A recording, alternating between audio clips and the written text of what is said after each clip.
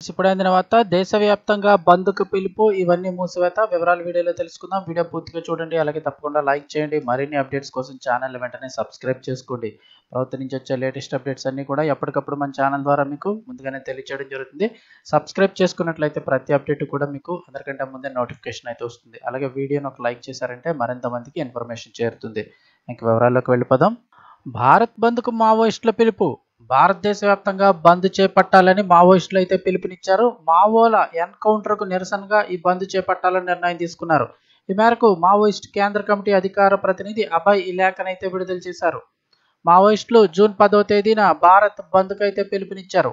27 మంది మావోయిస్టుల ఎన్కౌంటర్కు నిరసనగా ఈ బంద్ చేపట్టినట్లు తెలిపారు. జూన్ 11వ తేదీ నుంచి ఆగస్టు 3వ తేదీ వరకు అమరుల స్మారక సభలు నిర్వహిస్తున్నట్లు మావోయిస్ట్ కేంద్ర కమిటీ ప్రకటించింది. 2024 నుంచి ఇప్పటి వరకు 540 మంది మావోయిస్టులు మృతి చెందారని వెల్లడించింది.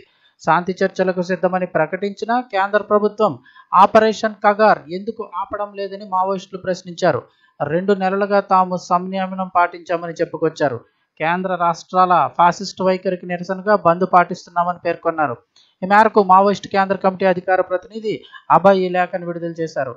కాగా ఈ నెల అంటే మే 21వ తేదీన ఛత్తీస్గఢ్ రాష్ట్రంలోని నారాయణపూర్ జిల్లాలో మావోయిస్టులకు సంబంధించి ఎన్కౌంటర్ జరిగిన విషయం సంగతి తెలిసిందే.